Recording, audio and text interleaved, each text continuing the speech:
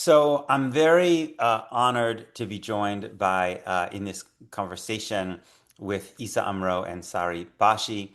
We're going to be talking about Nicholas Kristof's column in the New York Times last week entitled "The Silence That Meets the Rape of Palestinians," which has caused a huge controversy in the United States, and also the larger subject of sexual abuse and assault of Palestinians in Israel.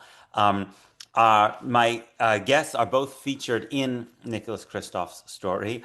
Isa Amro is a renowned nonviolent human rights activist, freedom fighter, nonviolent freedom fighter in Hebron, in the West Bank.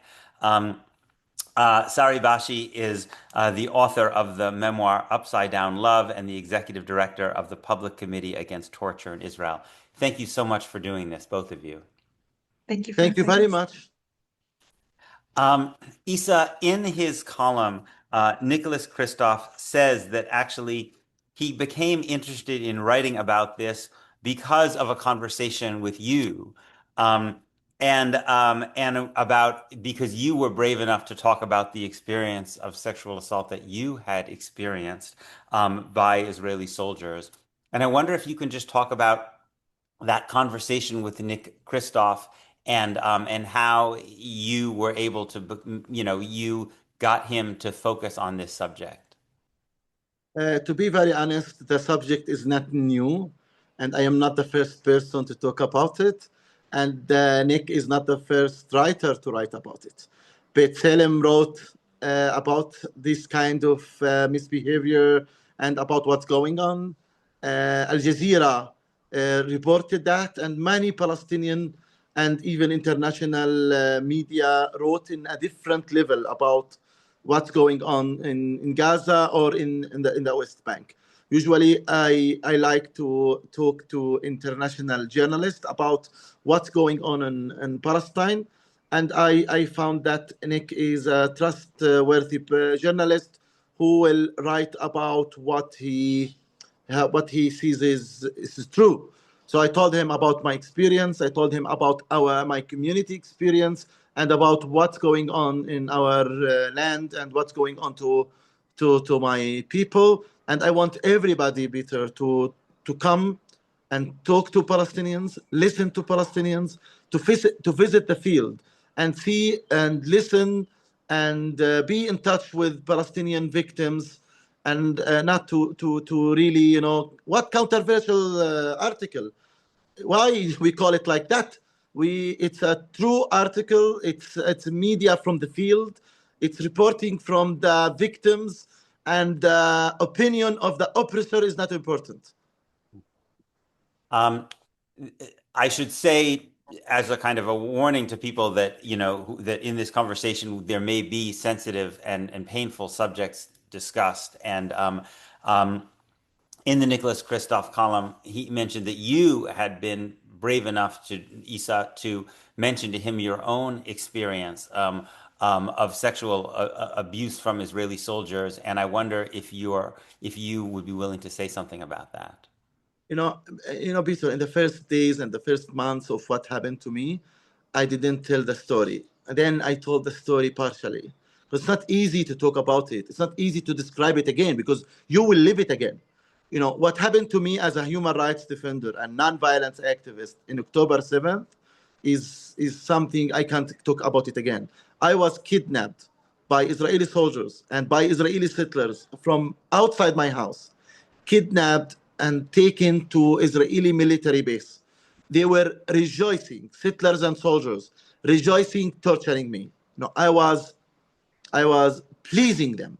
I was begging them to stop beating me up and stop, torturing me and stop what they were doing to me. No one of them showed me mercy. And they were taking videos with me. They were, taking pictures. And the settlers from the settlement, they came and took selfie while I was there, handcuffed, blindfolded, and gagged. It's the first time in my life to be gagged as donkeys and as animals. I was gagged. Why? Because I'm Isamro. because I'm a human rights defender who believes in nonviolence resistance, documenting the human rights violations, leading tours in Hebron, talking to Israelis, talk to Israeli teenagers, talking to Jewish visitors, talking to international community about peace, nonviolence, and human rights, and equality and freedom and justice for the Palestinians. This is why I was kidnapped. So in the beginning, I didn't want to talk about everything. I talked about a little bit. Then my community is talking. My community all the time is complaining. The women in the society are complaining, being harassed at the checkpoints, and no accountability for the soldiers who are harassing the women, and not one case or two cases or three cases or four cases. It's it's a phenomenon. It's as somebody told the soldiers in Gaza and the West Bank to do these things to Palestinians, to break their bones, to beat them up, to harass them, to sexually assault them, to rape them. It's all over our community. You will hear it everywhere you go in the West Bank. But so I decided to talk and be more open and use myself as an example of what's happening to my people. And even I heard a lot from Palestinian ex-prisoners who were detained and ill-treated after October 7th, and they were in administrative detention. Even administrative detention means you are in jail and you don't know why. And I know many of them, the Israeli army will have no answer why they arrested them, except that they are community organizers and they are community leaders who tried to have the community behave in a certain organized way. So this is what happened with me personally. I talked to Nick. I told him what happened to me. I told him what's going on to Palestinians, and that I told him that nobody is really reporting about what's going on. This is the main issue.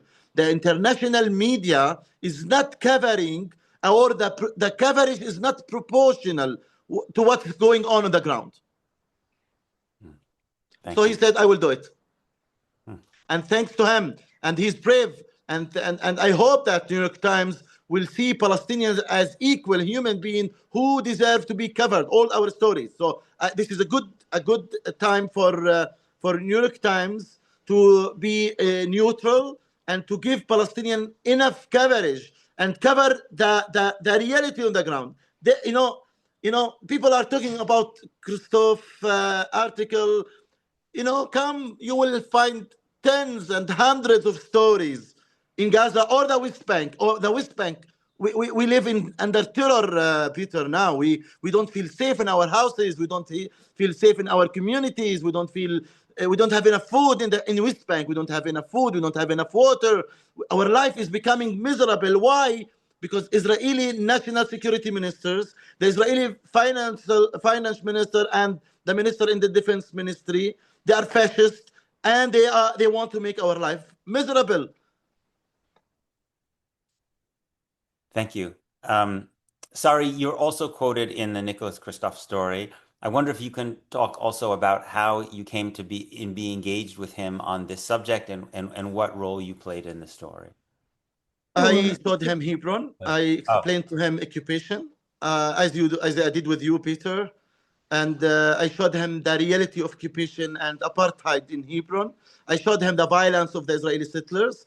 He came here and saw my house caged, that I live in a cage.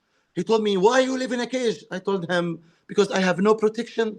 Because the Israeli settlers, violent terrorist settlers, they attack me, and I am under the Israeli military law guilty until I'm proven innocent. And they are, the settlers are under the Israeli civilian law. So they attack me, beat me up, destroy my furniture, they destroy my things, they steal, and nobody make them accountable." So I showed him Hebron. I explained to him the occupation. I explained to him segregation, separation, and apartheid in Hebron. I told him Hebron is a microcosm and an example. It's a sample of what's going on all over West Bank. So he went and met many, many people in the West Bank, and he listened to them. Peter, the Israeli foreign ministry and the Israeli prime minister said they want to sue New York Times.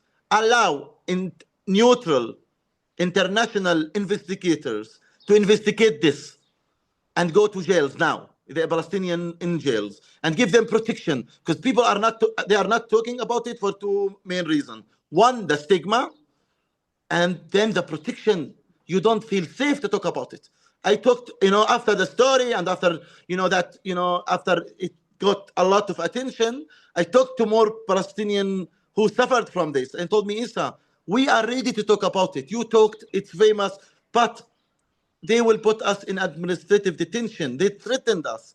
If we talk, we will be in administrative detention. Now we have around 3,000 Palestinians in administrative detention. 14 years old, 15 years old kids, women, elders, they are in Israeli jails in administrative detention. Doctors from Gaza, they are in jail because they were doctors in hospitals. This is something very important. This is, nobody is seeing Palestinians as real equal human beings who deserve to talk about them, who deserve to hear their voice. And now it's controversial. What? Yeah. Talking about what happened to me is not true. It's nobody wants to believe me, and I'm blamed for talking about what happened to me in October 7th, and what happened to my people after October 7th. Yeah. Yeah. Sorry, you're also quoted in this story along with Isa, and I wanted to ask you, Sari, how you came to be engaged with Nicholas Kristof in this story and what assistance you gave him. Sure. So, I mean, as you can guess from the name, the Public Committee Against Torture fights torture, and we've been doing so since 1990. So, I want to just echo Isa's very correct statement that this is not something new. For the last 36 years, we've been representing Palestinian detainees in prisons, filing complaints, trying to make the torture stop. And as part of that work, we also provide information. We publish reports, we issue statistics, we use freedom of information requests to get information from the state about its accountability or lack of accountability for perpetrators of torture. And we provide that information to journalists like Nick Kristof. And so what Nick did in this story is what he's done all over the world. He goes someplace and he does original reporting. To report about issues that he feels need more attention in what I think is a very human, from a human perspective. So we provided information, including a lot of information from the state on the lack of accountability for torture complaints. We connect journalists as well to survivors of torture, people who are willing to share their experiences. What I can say in terms of accountability, if we look just at the Shin Bet agents, who are just one group of people who engage in torture of Palestinian detainees. So Do you want to between just say 2000, what the Shin Bet is, just for people who are not familiar? yeah, the Shin Bet is the Israel Security Agency, so it's like an intelligence service. And what I can say is that for Palestinian detainees, there are 4 different groups of perpetrators. Shin Bet interrogators who torture, presumably to extract information, police, soldiers, and prison guards who torture primarily for punishment. And so if we look just at the Shin Bet interrogators, the intelligence officers torturing in theory to extract information, between 2001 and 2024, there were nearly 2,000 complaints of abuse against Palestinian detainees and not a single indictment filed. And that's according to Shin Bet records. So it's not a controversial statement to say there is no accountability within the Israeli justice system for the torture of Palestinians. And that's why it's helpful when that becomes more known outside of Israel-Palestine. And sorry, how much is known about how systemic this is, and to what degree it is condoned or even ordered from up top? I think when I've looked at the criticisms of the piece, I generally find people saying, sure, we admit that this could happen now and again, and then they say something like it happens everywhere, but we deny that this is systemic. So what is known about this question of how systemic it is and to what degree it comes from on high? It's hard to get precise numbers on levels of torture because most of it is unreported. But what I can say is that torture in general in Israeli detention against Palestinian security detainees is widespread and systematic. Some aspects of it are directly ordered from on high, such as the current National Security Minister, Itamar Ben-Gvir, deliberately ordering conditions for Palestinian detainees to be worsened to levels that in some cases include torture. So lack of food, lack of medical care, overcrowding, unsanitary conditions. Those are directives. That's not somebody improvising. Within the Shin Bet, torture and other forms of physical abuse are highly regulated. The Public Committee Against Torture in 1999 won a court victory that proved to be very partial. At that time, the Israeli Supreme Court ruled that Shin Bet interrogators could not use torture, but that if they did, they could have in their defense a necessity defense, meaning that they could claim that, yes, we used physical abuse, but we had to save a life. And the framework that they brought up was the model of a ticking time bomb. You've caught somebody, they know where there's a ticking time bomb that's about to blow up in a public space. You can torture them to try to find out where it is to save lives.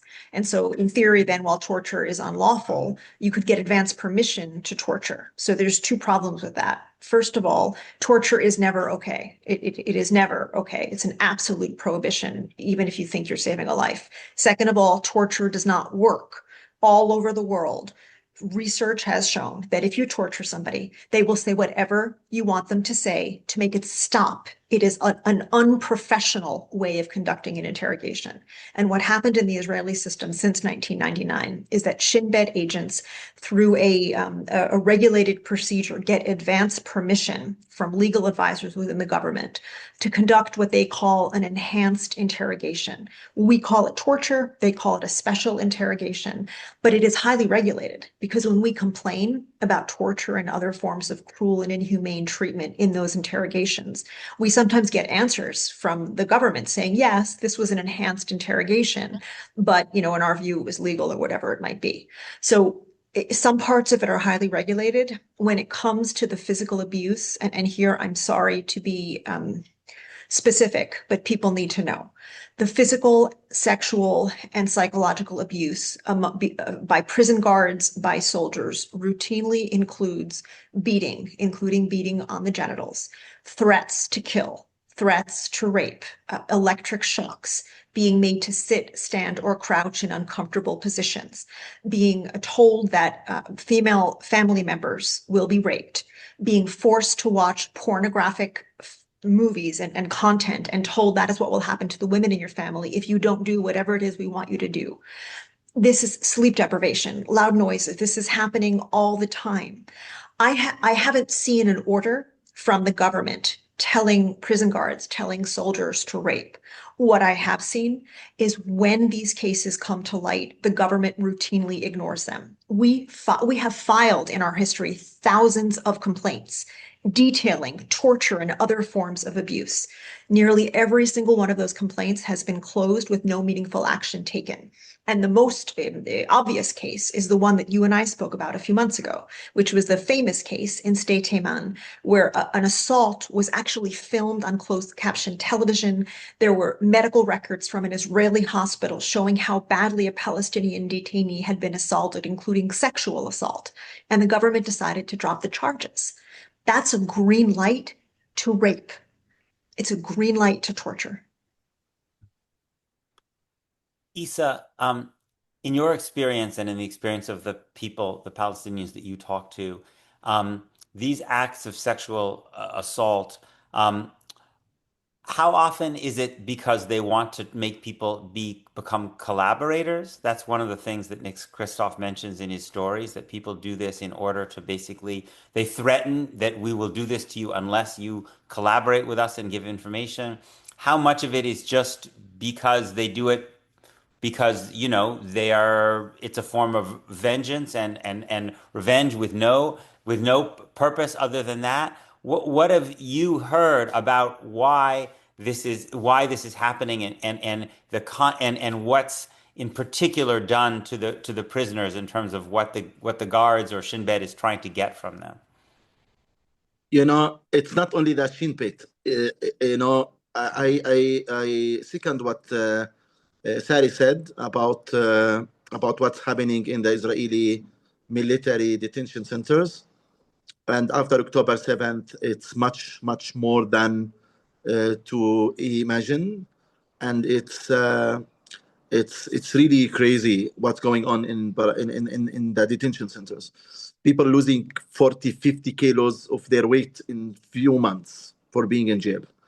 Around 100 Palestinians uh, killed or passed away in Israeli detention centers in the last 3 years without accountability. I know many stories. They were beaten, not in investigation. They were beaten by the guards till they passed away. This is something you will find it everywhere and proof stories, proved. And about this, soldiers, they do it. Settlers, they do it, and they did it just a few months ago. One of the settlers did it. Soldiers at the checkpoints, they force women to take off their to be naked in front of everybody. In Hebron, at the checkpoints, Haaretz reported 6 girls being harassed in 2 weeks. And in my community here, it's happened yesterday. I got a phone call from a Palestinian woman being harassed at a checkpoint by Israeli soldiers in a different level of sexual harassment or violence and torture of Palestinians. So we see these things happening a lot. It's a phenomenon, and especially after October 7th, the soldiers became wild. Every soldier is acting out of his or her ideology. So if the soldier is fascist, extremist, they can do whatever they want. And we saw how many Palestinians were killed in the West Bank. I'm not talking about Gaza. Gaza, it's completely different story. How they were killed and they were innocent. Avi Pallut, the army command general in the West Bank, he said, "We are killing as never we killed in the past since 1967." So it's not only the settlers, it's not only the army, it's not only the police, it's the system. We call it sponsored state violence and terror and fascism. Why they do it? This is something very important. They do it first. They did it to me to dehumanize me, to destroy my dignity, because I talk with pride that I'm a human rights defender, I'm equal, and they don't want to see that. They want to treat Palestinians as slaves, as second-class human, that even less than humans. And many Israeli high officials in the government describe Palestinians as human animals. If ministers and prime ministers and army commanders and officials describe Palestinians as human animals, what do you expect from the soldiers at the checkpoints or the interrogators or the detention center guards? They went wild. So to dehumanize Palestinians, intimidate Palestinians, to force Palestinians to leave their communities. This is something very, very important, that it will not be safe for the women, for the men. They might be raped, sexually assaulted, beaten, detained for many hours, all these things, if you stay in a certain areas in the West Bank. This made more than 100 Palestinian communities in Area C to leave their homes and live somewhere else. In Hebron, it's bad, closed, segregated, empty houses. After October 7th, half of the population who are already restricted, they left their homes. Why? Because of these things, because of what they are doing. So the policy and the strategy is that they don't evict you physically from your house, but they make it impossible for you to stay. And they say that optional leaving Palestine, that it's optional, that it's voluntary that you leave Palestine. How they make it? No jobs, no salaries for the PA, no jobs for Palestinians to work inside Israel or to work in the West Bank. So they want to make the life of Palestinians miserable, to force Palestinians to leave to other countries. And they do it out of revenge. They do it out of fascism. They do it out of making Palestinians pay the price of what happened on October 7th. It's a kind of price tag. You know the term price tag, which settlers use it against Palestinians. And this term was condemned by almost every politician in Israel in the past. Now the Israeli government is doing price tag to Palestinians. They want to make it so high, expensive for Palestinians to accept, to ask for freedom, to ask for equality, to ask for justice, to ask for accountability. And this is why they said, we want to go after New York Times, because they thought they can shut off everybody. They thought that they control the voices. Nobody will talk about it. And really, to be very honest, Peter, Very, very few Palestinians are ready to talk even about small things. They don't complain. Somebody called me a few days ago and they told me, Isa, the army took my house and they kicked me to the street, and me and my children are in the street. And they called me to come to pay for the electricity. So they are using my electricity and I am paying. So I told them, okay, it's good story to talk about it to media. It's good story to file a complaint. You know what he answered me? Isa, are you crazy? Are you crazy? They will revenge from me. They will arrest me. They will beat me up. Beat me up. You know what it means, beat me up? Soldiers detain Palestinians for a few hours, break their bones. They beat them up just as a kind of a decision from the army commanders to make them accountable. I have a Palestinian friend who's a journalist, and he was detained for a few days, which means that it's not documented. And he came back beaten all over his body, almost beaten the head, face, his hand, his legs. And they told him, if you work again as a journalist, this will what will happen to you. This is what I filed complaint to Metzah, many times, and it's not working. Metzah is not investigating. I have a video of a soldier, army commander, even breaking into my here, stealing my GoPro, damaging my CCTV cameras. I filed complaint to Metzah. I found out that Sorry, what, somebody so what is Metza? Metzah, it's the Israeli military police who's responsible about the soldiers' violations. And the Metzah head had to resign because of CDT man. This is the story. She had to resign. She's criminalized for publishing the video as if what happened is okay.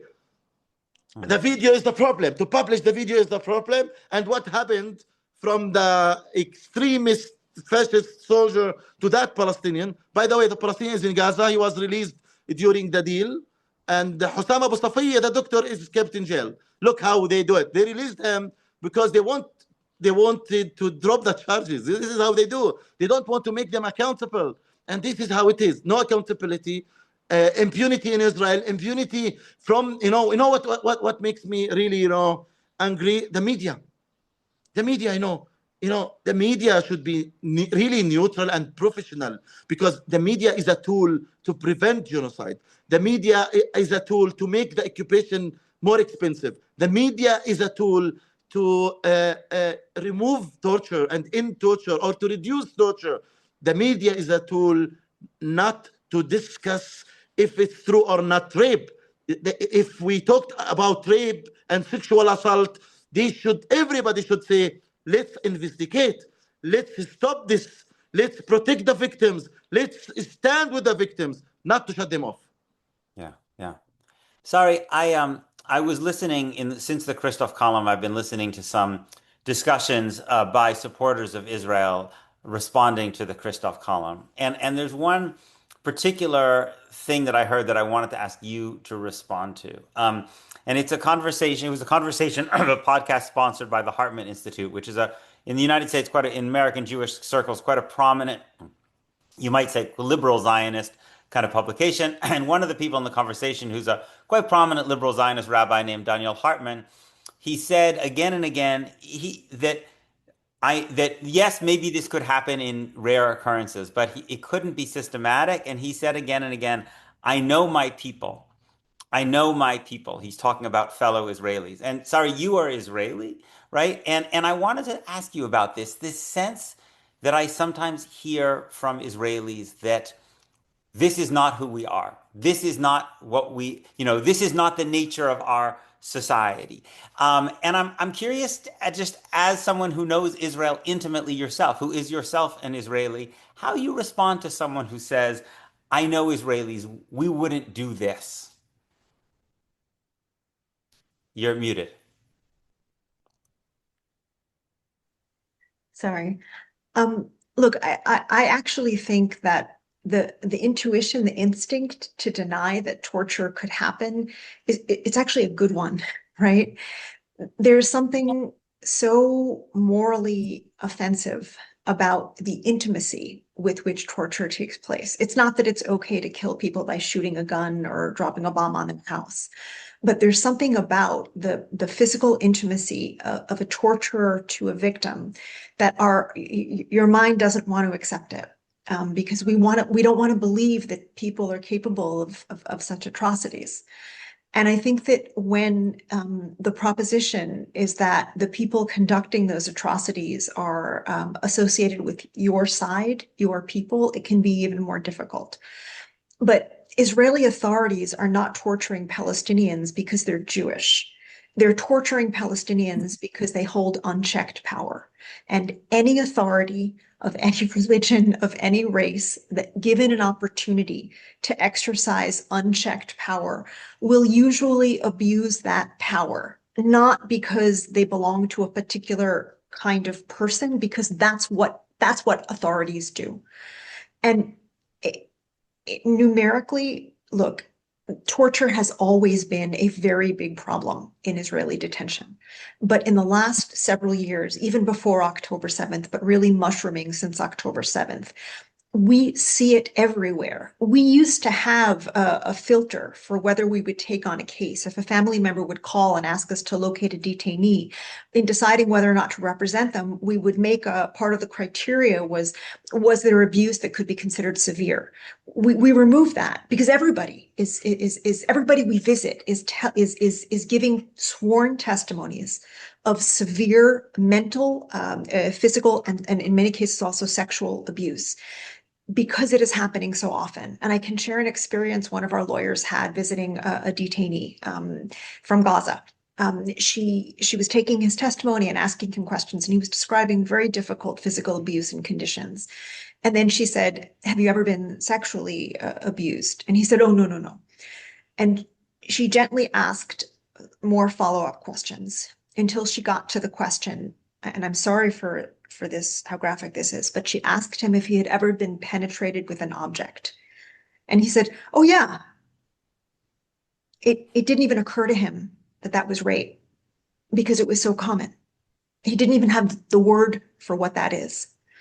And we are hearing more and more detainees, including and especially men, coming forward and reporting sexual abuse. And my understanding of that is that it is so common. It is so common that we're hearing, it's still a very small percentage of people who can speak about it. But numerically, that's become very big. And some of the stigma is even going down because it is so rampant. Sorry, just want to stick with you. And again, these are very, very difficult things to discuss.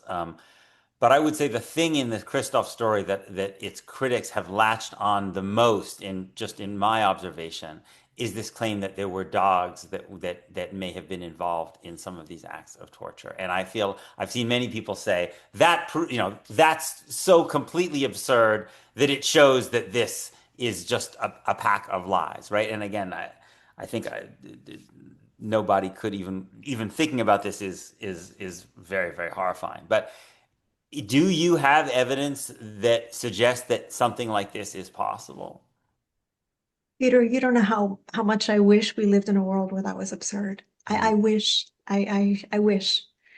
What I can say is that we receive consistent testimonies about abuse, about sexual abuse, about dogs being used as part of torture, including dogs jumping on prisoners when they're naked, dogs being used to threaten, biting and other ways terrifying people. And what I find interesting is that under circumstances where torture and sexual torture are so well documented, people are latching on to a particular description of a particular form of sexual abuse and analyzing that. And look, I mean, we could talk about that. Is it surprising to me that somebody would report rape with a dog? It's not surprising to me because I hear all the time testimonies about sexual torture and about abuse involving dogs. But what interests me is the approach that people are taking toward very brave Palestinian survivors Isa explained a little bit about what it takes to come forward. We regularly have our clients on their way to meet us in detention to give their testimony, they are beaten. And on the way back to their cells, they are beaten. And sometimes after the complaint is filed, they are called into the prison authorities and beaten more and told, this is so you have more to put into your complaint. The disincentive to report sexual abuse in this case is even greater than it usually is for survivors of sexual assault. And I would just question, why do people find it so difficult to believe Palestinian survivors? The evidence is there, the data is there. The Israeli government is not making a secret of their approach to sexual abuse. When those 5 soldiers who were initially accused of assaulting a Palestinian detainee who showed up with injuries to his rectum in an Israeli hospital, when the charges against them were dropped, the defense minister took a selfie, a picture with those 5 soldiers, welcoming the decision. And Prime Minister Benjamin Netanyahu said that the blood libel had been dropped against these brave individuals. So it's very clear. And the people who deny it, I would just wonder, would you deny it if it were a Jewish victim, if it were a white victim? Yeah. Isa, can you say something about the consequences for the people who suffer this sexual abuse once if they ever leave prison, what the long-term consequences are? I imagine that not just the physical, but the emotional, psychological scars of this must be very profound for people, for a long time. Peter, to be very honest, if I'm not an activist, if I don't feel that I should represent my people and I'm the voice of the people, I would never talk about what happened to me. It's so painful to even mention it or to listen somebody is talking about it. It's so painful. To remember the time I was, this is the first time to say it. I was crying in detention, begging them to stop, begging them. I was begging the soldiers, to stop torturing me and doing what they were doing to me. And no one of them showed me mercy. I feel numb. I feel very bad, to be very honest. I will not sleep for many, many days now. So it's really crazy, to talk about this. Then it's the stigma. It's very important. It's the stigma in the community as a leader to talk about these things. And then the system is, they profile us. We are profiled. The cameras, the surveillance with the facial recognition will know me from far as Isa, and then I will be detained, I will be blacklisted, I will be interrogated, and I will pay a very high price. What makes me stronger is my visibility and my Israeli and international friends who really, as lawyers and as journalists, who stand for me, when I talk. But the majority of the Palestinians, nobody stands for them. Nobody helps them. Nobody sees them as equal human beings who we should listen to. Now they want to say, no, dogs, not this, not that. Okay, you deny it. Let's have an independent investigation. Let's investigate it. If it's true, let's make the offenders and the rapists accountable, and the CDT man soldiers who did that rape on front of the cameras be accountable in the Israeli system. The Israeli legal system is not giving justice and is not giving accountability for the offenders. We don't get justice, and they're not accountable. Why? Because they don't see us as a human being. And in the international community and the pro-Israel groups, for them, we are not important. We are not white. We are not Jewish. We are not rich. And politicians will not complain if they talk in that way. And it's okay to talk about it, in that way, because we don't, matter for them. Our life doesn't matter to them. This is something very, very important. I am ready to pay the price. I am ready to go till the end. I'm ready to go to investigation. I'm ready to go even to Israeli courts and with independent, investigation about this case if they want to open it, and to open everything. Put everything on the table and let's do it together if they care. But they don't care and they know that it's happening. They try to cover they try to shut us off and not to talk to what's going on. Israel is not doing these things. Israel changed a lot. 2016, Yair Golan, now he's the head of Meretz and the Labour Party. During the Holocaust Memorial in 2016, he said, I see fascism among us here. This is in 2016, 10 years ago. Now it's fascism and extremism and violence and terror in the same time. Sorry, I wanted to ask about whether the Red Cross or other international lawyers or investigators are ever allowed into Israeli prisons in order to talk to prisoners and report on what they see. Since October 7th, 2023, the Israeli government has blocked both family visits as well as International Committee of the Red Cross visits to Palestinian security detainees.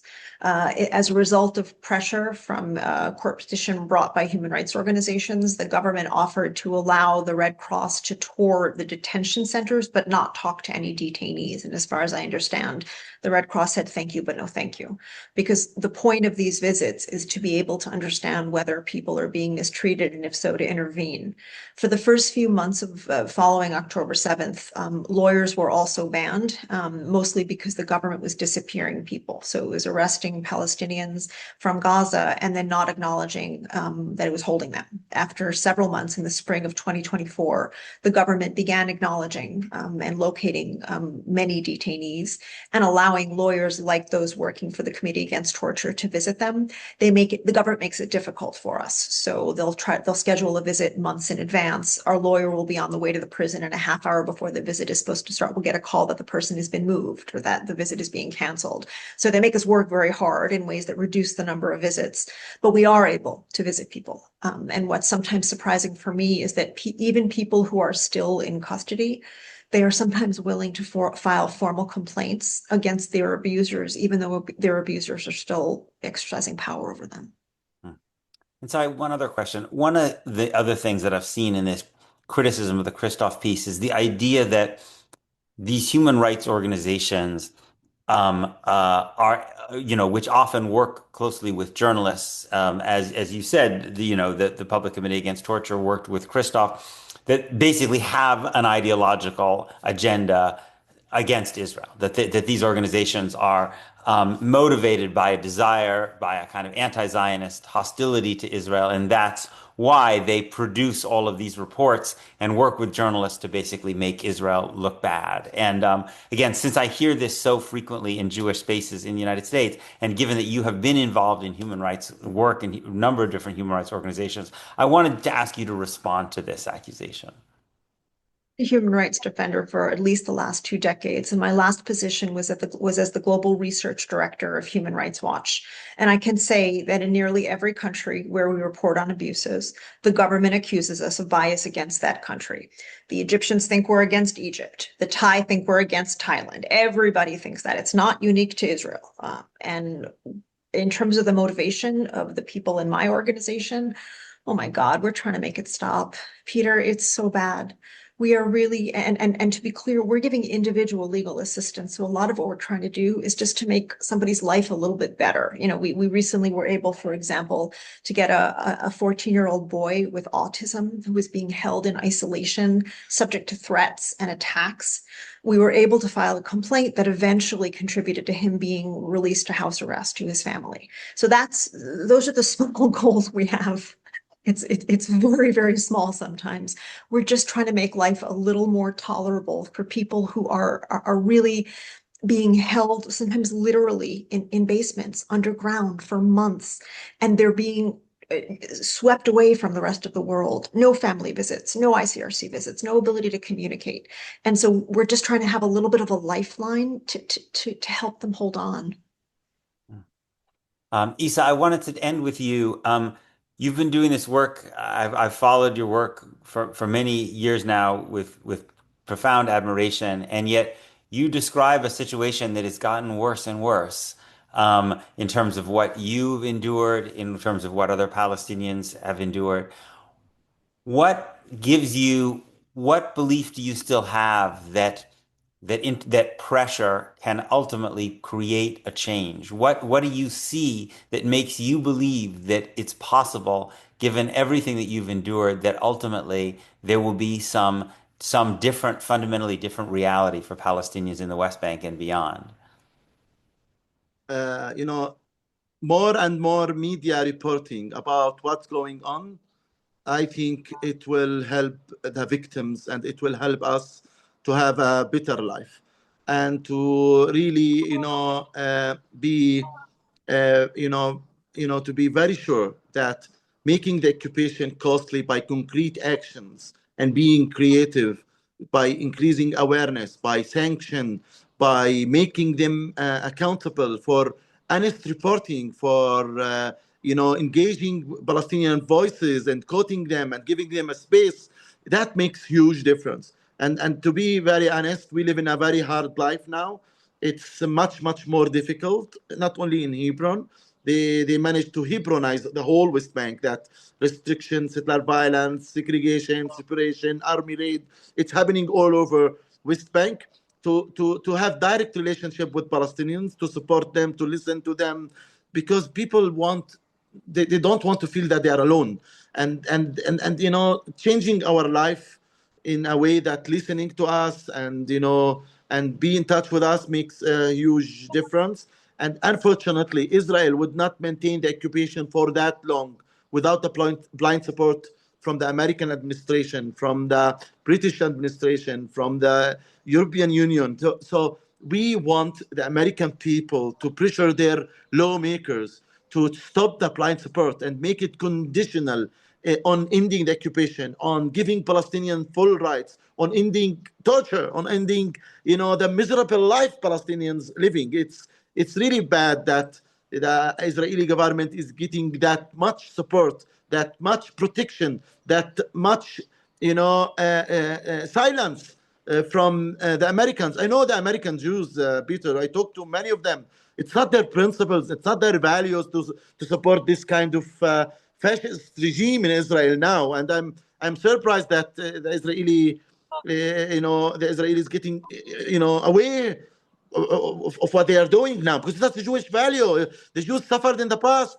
They should understand us. They should stand with the victims. And the Jews in the past, they were standing with every victim. They were part of the anti-apartheid movement in South Africa. Many leaders were Jews. In the civil rights movement in the United States, many Jews leaders were part of it. How come they are silent about what is happening to the Palestinians and politicizing anti-Semitism directly? That anti-Semite, they are making anti-Semitism to lose its meaning. So I want my people and the people who are pro-Palestinian rights, pro the international law, against any kind of racism, any kind of anti-Semitism or Islamophobia or any kind of phobia, to be united and to be proud of their being in the right side of history, because it's not easy to be in the right side of history. You will pay a high price as Peter or as Sari or as Isa or as an American, but we are in the right direction. I want people to continue doing what they were doing in the last 3 years to show us real solidarity. I want to thank everybody who is really supporting us. And without your support and those solidarity groups' support, we would not exist. And to be very honest, the war didn't end in Gaza. The war is not end in the West Bank. The occupation is not end. We don't have equality here. So we want people to keep doing their great work and be creative. How to make occupation, apartheid, costly to the occupiers, and to amplify Palestinian voices inside the Israeli community, inside the American community, especially the Jewish community, and in the media, and even in the Congress and the Senate. So more Palestinian voices are heard, and more truth is coming to the people who are really care about what's going on here. But something else very important, I believe that we will win at the end. This is something very important. But we want to speed it up. We want to end the suffering of the people who are really paying high price now because of the Israeli fascist government. They are practicing their fascism on us. Isa, Sari, thank you both so much for doing this. Peter. Thank you very much. Thank you, Sari, for being in the right side of history. Thank you, I, Isa, for everything you're doing. You are such an inspiration. Thank you. to both of you are. Thank you again.